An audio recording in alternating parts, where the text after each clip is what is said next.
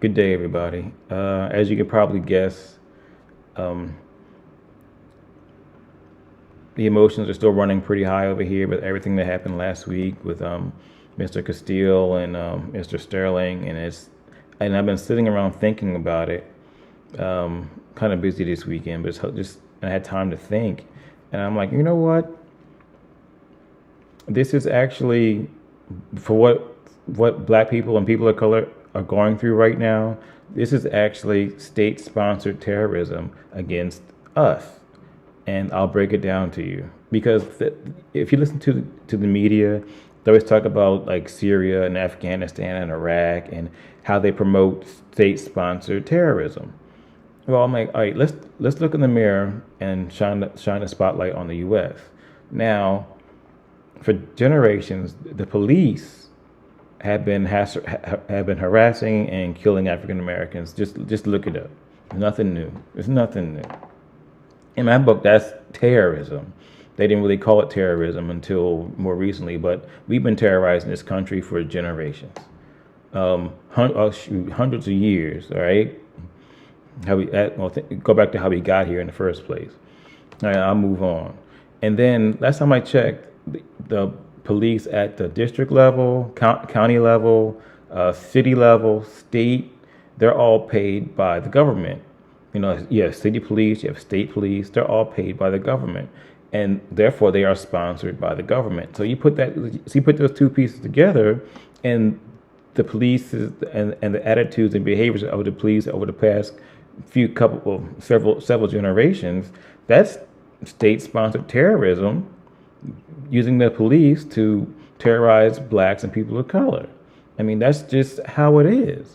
You know, I mean, this is just look it up, and just like even on the harassment point, driving while black, not using your turn signal, apparently that will get you killed nowadays.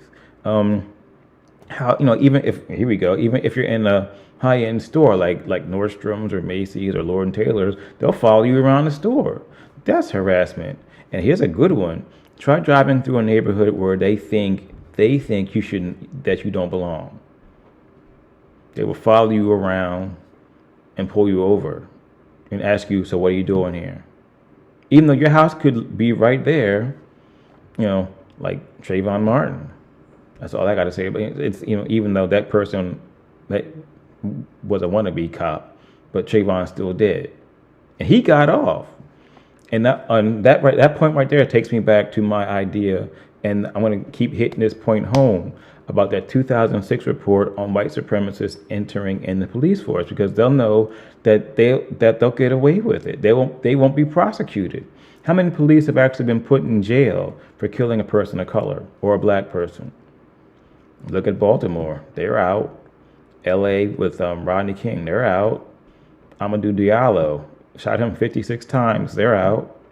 And there's others and dozens and on and on and on. St. Louis, he's out. With paid leave. See, paid vacation. But so they already know that they can go in, kill, not get prosecuted, and keep going. And the second point I want to make about state-sponsored terrorism is I call this this phrase hit me the other day, and I call it strange fruit 2.0, where back in the day they used to hang us from trees, and with nooses around their neck. That's strange fruit, But now the nooses have been replaced with 9mm, and they're wearing a badge, So now they just shoot us and let us lie on the street to rot. I guess the noose was too slow for them. That's just my opinion about that. And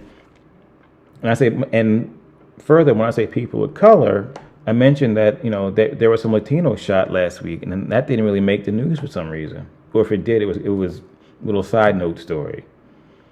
There's killing people of color in this country, So I really think there's something there about that 2006 report.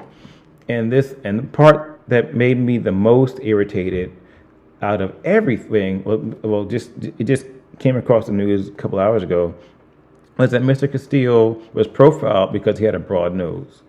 He looked like someone who fit a description, so they pulled him over. Didn't have a broken tail light like they said, like he said he had. His tail light was fine. He just pulled him over because he said that he fit the profile for somebody, and the guy had a broad nose, so his nose got him killed.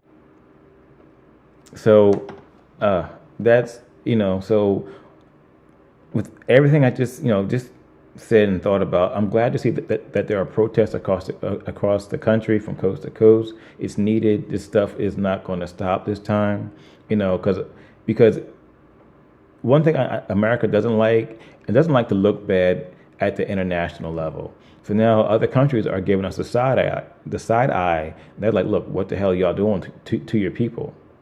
What are you doing to your black people? This is no secret now.